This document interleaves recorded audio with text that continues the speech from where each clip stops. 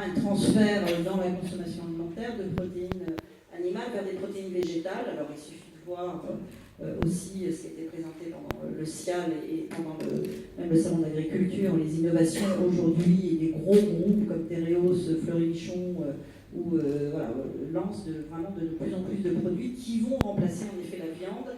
Et ce qui est important en termes sociologiques et anthropologiques, c'est qu'en effet, on ne peut pas projeter sur toutes les cultures en fait, le même type d'aliments. C'est-à-dire qu'il faut tenir compte du répertoire de la grammaire déjà culinaire qu'on consomme chaque culture avant de pouvoir, par exemple, les insectes. On sait qu'en France, ça mettra il faudra des siècles avant qu'on puisse avaler ces produits-là parce que c'est complètement antinomique avec notre culture. Et la culture, on le sait, est très très profonde. Et par exemple, le bien-être animal, qui est un courant qui vient des cultures protestantes, il arrive seulement en France, ces 2-3 dernières années. Et c'est des choses qui ne vont pas toucher justement les générations les plus âgées qui sont dans une culture catholique où on ne se préoccupe pas du tout de l'animal et de la vie de l'animal et comment il est abattu. Donc c'est des changements qui se feront, qui sont lents.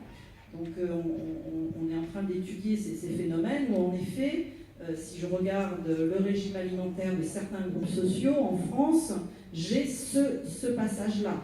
Dans les jeunes générations, on va consommer de moins en moins de protéines animales et consommer de plus en plus de protéines végétales pour des raisons qui sont à la fois environnementales, mais qui aujourd'hui sont plus touchées par un changement qui est lié au bien-être animal. Mario Guillou, si on supprime les vaches, on n'aura plus de lait.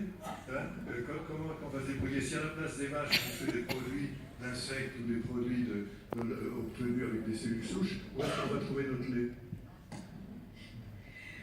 Bon, d'abord, le bien-être, si j'enchaîne sur le bien-être animal avant d'arriver au lait, oui, j'ai l'impression qu'il y aura une demande bien-être animal et que quelque part, il va y avoir des modes d'organisation de tiers de confiance qui vont garantir, plus que ne peuvent le faire aujourd'hui les abattoirs ou les gens de la chaîne des animaux, des tiers de confiance qui vont garantir qu'un certain nombre de normes de respect du bien-être sont là. C'est en tous les cas une première réponse.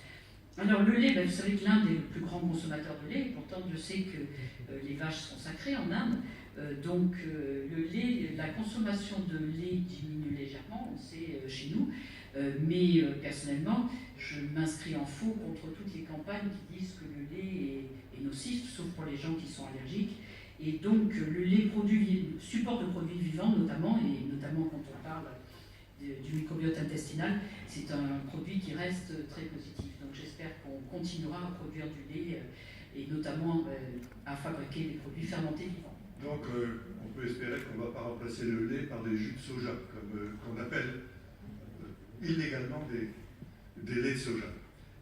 Une question ou deux dans la salle à ce stade-là.